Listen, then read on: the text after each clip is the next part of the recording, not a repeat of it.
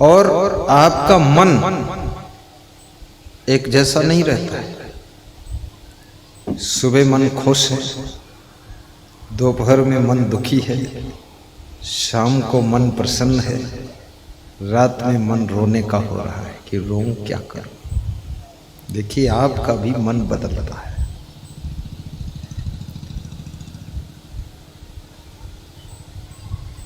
कभी आपको शादी में रुचि ज्यादा है, कभी शादी में रुचि खत्म हो जाती है। कभी परिवार से तुम्हारा मन बहुत प्रेम करता है, कभी परिवार से प्रेम कम हो जाता है।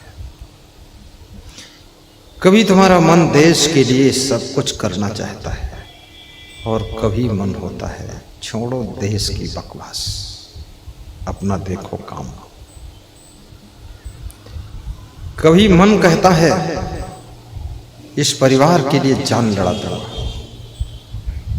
कभी मन बदल जाता है जाने दो परिवार को भाड़ में, अपने आराम से रहेंगे। कभी मन कहता है कार खरीदूंगा, कभी मन कहता है जो भी है सब छोड़कर चला जाऊंगा। ये मन में कितना बड़ा अंतर है। मन एक रस नहीं रहता है, मन अनेक रस में रहता है। कबहु को मन रंग तुरंग चढ़े, कबहु को मन भागे बनका।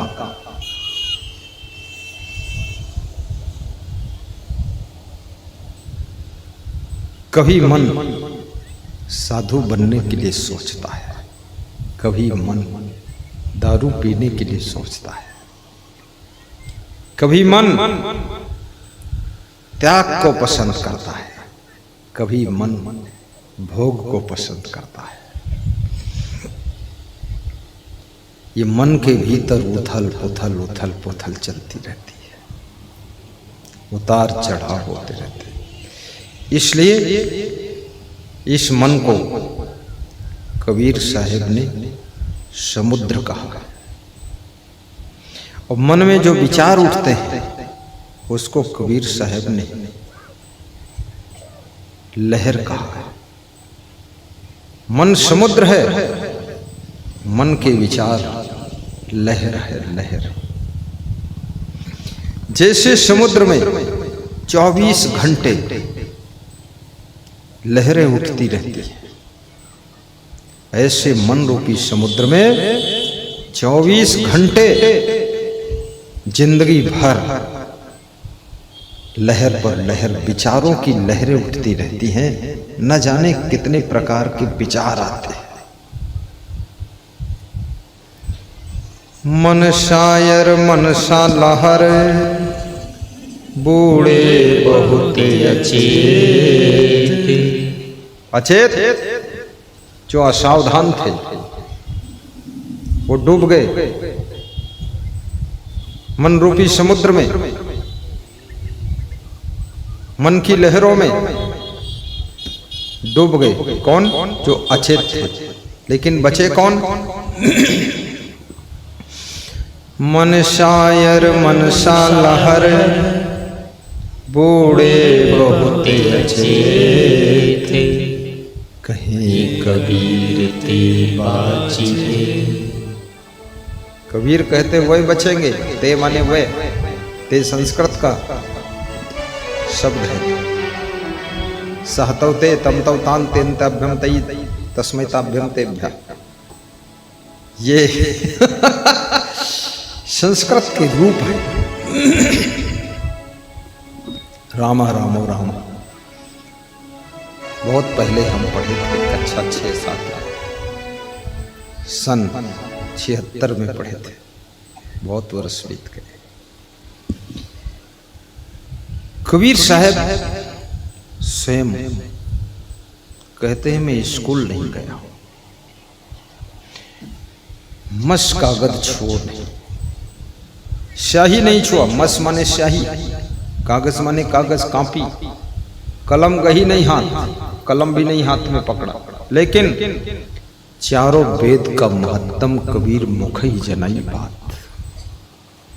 कबीर तो अवतारी पुरुष है, राम अवतारी पुरुष है, कृष्ण अवतारी पुरुष है, बुद्ध अवतार है, महावीर अवतार है, तुलसी अवतार है, क्षमा देव विशाल देव अवतार है। अवतार वो है जो तरने और तारने के लिए आया है, उसे अवतार कहा जाता है। अव माने आया और तार माने तारने के लिए, जो खुद तरता है भवसागर से और दूसरों को भी तारने का काम करता है, उसे अवतार कहा जाता है।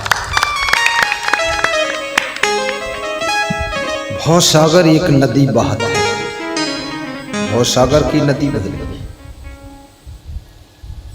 मरने के बाद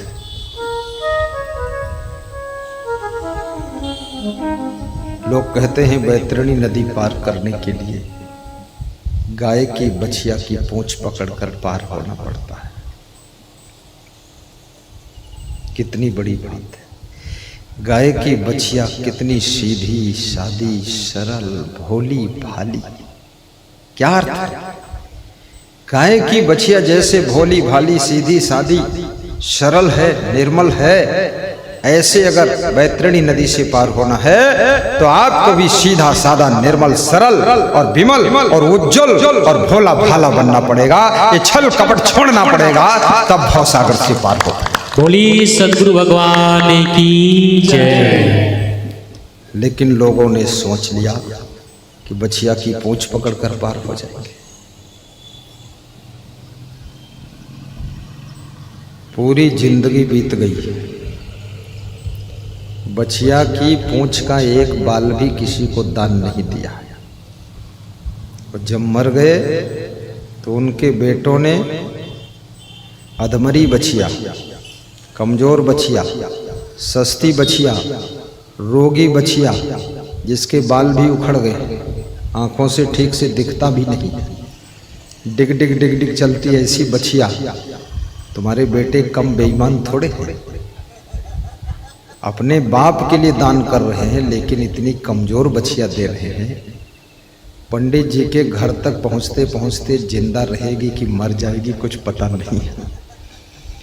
एक पंडित से मैंने पूछा, इतनी कमजोर बछिया क्यों पुजाते हो? तो उसने कहा कि भागे भूत की लंगोटी भली। बोले भूत भागा जा रहा था तो लंगोटी गिर गई, वही खींच लिया, बस वत्ते ही मिला। बोले ये भी कोई देने वाला नहीं है बछिया, बछिया कोई देने वाला नहीं है। कौन देगा बछिया? बैतरणी नदी से पार होना है।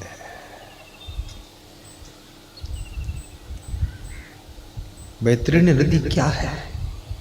तृष्णा, तृष्णा बैतरणी नदी। विद्या दुघा कामधेनु, संतोषो नंदनम वरम,